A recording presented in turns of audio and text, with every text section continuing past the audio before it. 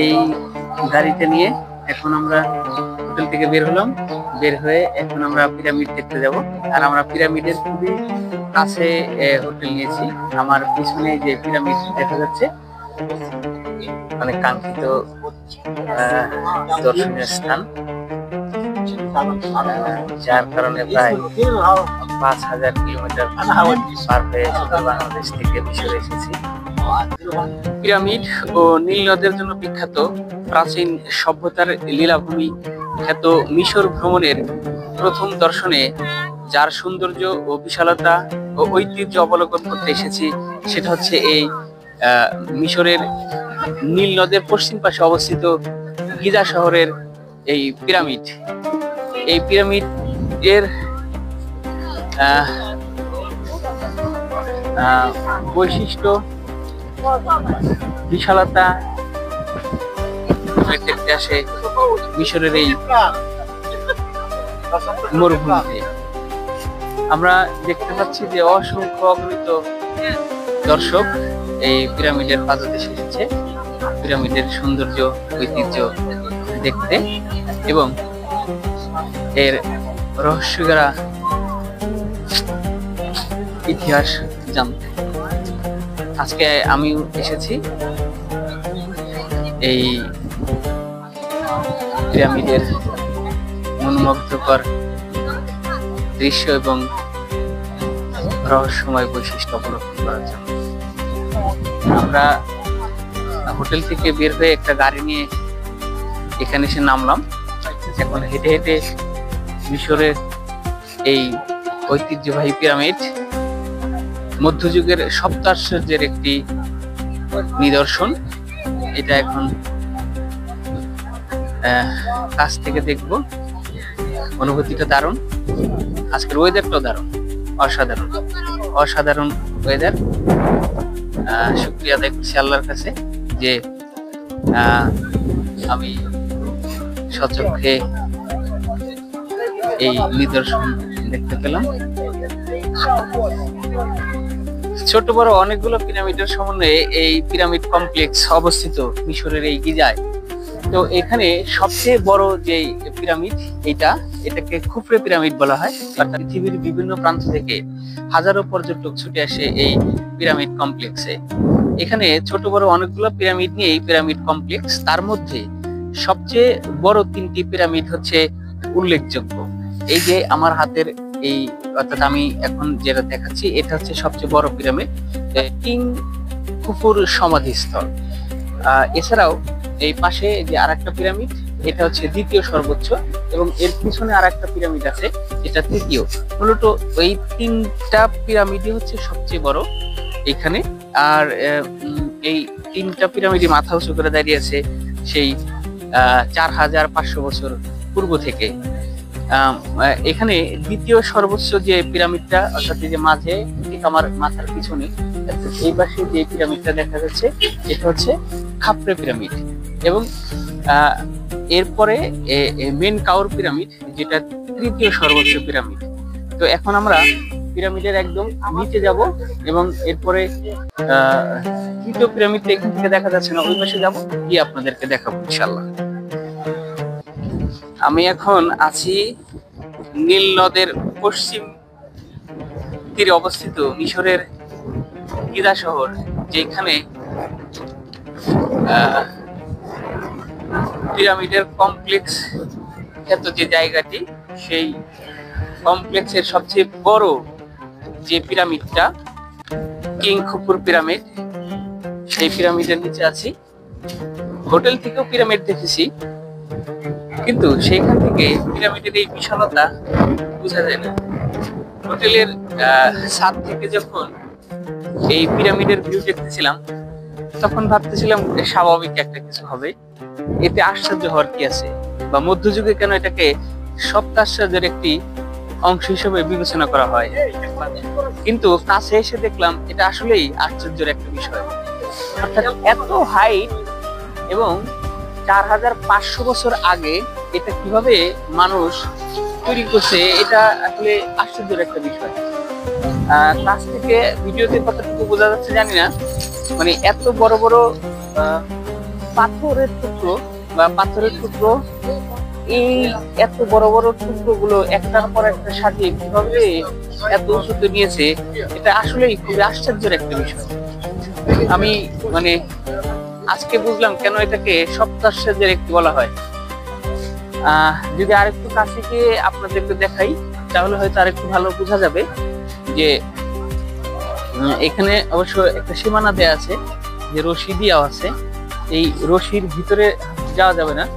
পাথরের টুকরো গুলো, অর্থাৎ এই ব্লক ব্লক যেটা যেটা বলতেছিলাম, এই ব্লক গুলো এত বড় বড় ব্লক কিভাবে মানুষ একটার পর একটা সাজায় সাজায় কত বড়, অর্থাৎ এত বড় একটা পিরামিড তৈরি করেছে, এটা আসলে এখানে এসে না দেখলে বোঝা যায় না। হোটেলের ছাদ থেকে যখন এটা দেখতেছিলাম তখন মনে হচ্ছিল যে একটা স্বাভাবিক একটা জিনিস, এটা হতেই পারে বা এটা তৈরি হতেই পারে বা তৈরি করা যেতেই পারে, কিন্তু যখন আমি ঠিক এখানে আসছি তখন বিষয়টা সত্যি অবাক করার মতো এবং অবাক হওয়ার মতো। এই পিরামিডের এই এরিয়াতে আসতে, অর্থাৎ এন্ট্রি নিতে আমাদের বিদেশিদের জন্য দরকার হচ্ছে 700 ইজিপশিয়ান পাউন্ড আর অ্যাডাল্টদের জন্য। আর আমাদের সাথে আমাদের এখানকার একজন হোস্ট, মানে আমাদের সম্পর্কে ভাগনা হয়, তো সে স্টুডেন্ট এখানকার আল আজহার ইউনিভার্সিটির স্টুডেন্ট, ওর জন্য স্টুডেন্টের জন্য ওর মাত্র 30 পাউন্ড আর আমাদের জন্য 700 পাউন্ড।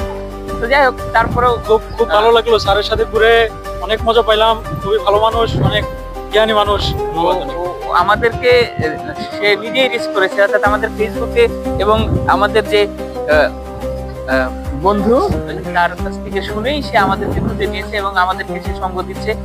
আমরা আসলে কৃতজ্ঞতা প্রকাশ করছি ভাগ্নের কাছে, কারণ আন্তরিকভাবে, মানে শুধু সঙ্গ দেয় না, আল্লাহ তাআলার জন্য সকলেই কাজ করে দোয়া করবেন এবং স্যারের প্রতি অনেক কৃতজ্ঞতা আসলে আমাকে সাথে করে নিয়ে আসার জন্য। আমরা কৃতজ্ঞ তোমার প্রতি, কারণ তুমি আমাদেরকে সময় দিচ্ছ তোমার ব্যস্ততার মাঝখানেও। তো এইটা হচ্ছে কিং খুফুর যে পিরামিড, সবচেয়ে বড় যেটা, এটার নিচে এখন আমরা আছি। অসংখ্য অগণিত দর্শক এই পিরামিড দেখছে। আর এটা হচ্ছে এই যে আরেকটা এখানে এই কমপ্লেক্সের মধ্যে যেটা দ্বিতীয় সর্বোচ্চ, অর্থাৎ খাফরে পিরামিড, সেটা হচ্ছে এটা। আর এর পাশে যে আরেকটা আছে মেনকাউরে পিরামিড, আমরা এখন যাব। তো পিরামিডের এই কমপ্লেক্সে যে বড় বড় উট, এই উটের দিকে ঘুরে ঘুরে সম্পূর্ণ কমপ্লেক্স পরিদর্শন করা যায়। সেই সাথে আপনারা দেখতে পাচ্ছেন যে এইদিকে যে ঘোড়ার গাড়িগুলো যাচ্ছে, এই ঘোড়ার গাড়ি কন্টিনিউয়াসলি এখানে পাওয়া যায় সব সময়ের জন্য। অসংখ্য পর্যটক এই ঘোড়ার গাড়ি দিয়ে ঘুরে ঘুরে দেখে, অর্থাৎ 1 ঘন্টা সময় অনুসারে এটা ভাড়া করা যায়। 1 ঘন্টা 1.5 ঘন্টা বা সম্পূর্ণ কমপ্লেক্স ঘুরিয়ে দেখাবে যতটুকু সময় লাগতে পারে, সেই ভাবে এখান থেকে দরদাম করে এটা ঠিক করে নিতে হয়। কারণ এনারা তুলনামূলকভাবে অনেক বেশি দাম চেয়ে থাকে। একেবারে এত বড় পাথর খন্ড কিভাবে যে, মানে কিভাবে এত প্রাচীন, এত আগেকার সময়, সেই পাথর আগে মানুষ এই পাথর খন্ডগুলো কিভাবে আনলো, কিভাবে এগুলোকে জড়ো করলো, কিভাবে এগুলোকে একের পর এক রেখে রেখে রেখে রেখে বিশাল পিরামিড করলো। সত্যি মানে এটা ভাবলে অনুভূতিটা মানে অন্যরকম মনে হয়। হোটেলের ছাদ থেকে যখন আমরা দেখতেছিলাম তখন কিন্তু আপনি, মানে আমি আন্দাজ করতে, আমার ছোট ছোট টুকরো টুকরো দিয়ে এটা তো বানানোই সম্ভব, কিন্তু যখন কাছে এসে দেখলাম, আমি যদি আরো কাছে নিই তাহলে একটু ক্লিয়ারলি বোঝা যাবে যে এত বড় বড় একটা ব্লক, এত বড় বড় ব্লক কিভাবে মানুষগুলো জড়ো করেছে এবং এখান থেকে প্রায় 60-65 তলা বিল্ডিং এর সমান উঁচু হবে। এই জিনিসটা কিভাবে তৈরি করছে, এটা মূলত তৎকালীন এখানে ফেরাউনদের যে শাসন আমল ছিল তখন ও তাদের লাশগুলোকে ভূমি করে এখানে রাখা হতো বা এটার ভিতরে রাখা হতো। যাই হোক, আজকে আমরা এটা দেখতে পেলাম। এখন আমি যেটা দেখাচ্ছি, এই যে এই পিরামিডটা হচ্ছে খাফরে পিরামিড। এর পিছনে আর একটা পিরামিড আছে, মেনকাউরে পিরামিড। এখন আমরা সেই মেনকাউরে পিরামিডের রহস্য অবলোকন করতে যাব। তো খুবই চমৎকার একটি এরিয়া। এখন আমরা হেঁটে হেঁটে ওই তৃতীয় বৃহত্তম যে মেন কাউরে পিরামিড, ওটার দিকে যাচ্ছি। এখানে শীতের দিনে শুষ্ক আবহাওয়া, চোখে চশমা পড়তে হবে, কেননা বালু উড়ে উড়ে চলে যায়, যেটা চোখে চশমা না থাকলে তাকানোর ক্ষেত্রে একটা প্রতিবন্ধকতা হয়ে দাঁড়ায়।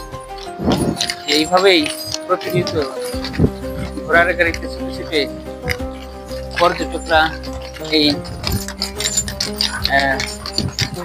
রহস্য ঘেরা পিরামিডের সৌন্দর্য অবলোকন করে। তো আজকে আমার সৌভাগ্য হলো এটা দেখা, ঘোড়ার উপরে উঠে মানুষ যাচ্ছে। ওই যে আমি যেটার কথা বলছিলাম, ঠিক এই যে আমার পিছনে যে পিরামিড, তার পাশে যে ছোট পিরামিডটা দেখা যাচ্ছে, যদিও এইখান থেকে একটু ছোট মনে হচ্ছে, কিন্তু মূলত এটা কিন্তু এখানকার তৃতীয় বৃহত্তম, অর্থাৎ এই আমার হাতের ডান পাশে এটা হচ্ছে সবচেয়ে বড়, এটা হচ্ছে তারপরে বড়, এবং ওটা হচ্ছে তৃতীয়, এটা হচ্ছে দ্বিতীয়। তৃতীয় পিরামিডটা নাম হচ্ছে মেনকাউরে পিরামিড। তো আসলাম ওই পিছনের ওই পিরামিডটা দেখার জন্য। তো এখন আমাদের এই কমপ্লেক্স অনেকক্ষণ সময় ধরেই আমরা হাঁটাহাঁটি করলাম, ঘুরলাম, দেখলাম। তো এখন আমরা এখান থেকে চলে যাব আল আজহার বিশ্ববিদ্যালয়, এবং তার পাশে আল আজহার মসজিদ, এবং সাথে দেখবো হচ্ছে ফেরাউনের যে মুমি করা লাশ, সেটা আমাদেরকে সার্বক্ষণিক অত্যন্ত তথ্য এবং গুরুত্ব দিয়ে সহযোগিতা করছেন আমাদের আগে। তোমার শুধু নাম এবং গ্রামের বাড়িটা বলবো।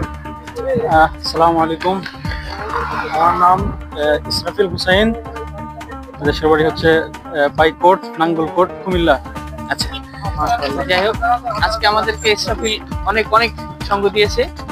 আপনাদের আগমনে অনেক ধন্য, এবং না আমরা ধন্য হয়েছি মিশরের এই মধ্যযুগের সপ্তাহ আশ্চর্যের একটি আশ্চর্য দেখে, যে আসলে আশ্চর্য হওয়ার মতো বিষয়। মানে আমি এটা দূর থেকে দেখে কখনোই আন্দাজ করতে পারিনি এত দূরে কিভাবে পাথরগুলো উঠালো। হ্যাঁ হ্যাঁ, সেটাই। আর ব্লক গুলো কত বড় বড়, তাই না? এই যে একটার পর একটা। ইরম যাতিল ইমাদ আল্লাতী লাম ইখলাক মিসলুহা ফিল বিলাদ। আজ জাতি তারা এমন সুউচ্চ প্রাসাদ নির্মাণ করতে পাথর কেটে, যে তার মতো কোনো পৃথিবীর কোনো শহর এত সুউচ্চ বানাতে পারেনি এখনো। এই যে বুর্জ খলিফা, তার ওজন যতটুকু, এক একটা পিরামিডের ওজন তার থেকে 50 গুণ 60 গুণ বেশি। তাহলে কতটা আশ্চর্যের বিষয় আসলে যাই হোক, খুবই আশ্চর্যের একটি বিষয়।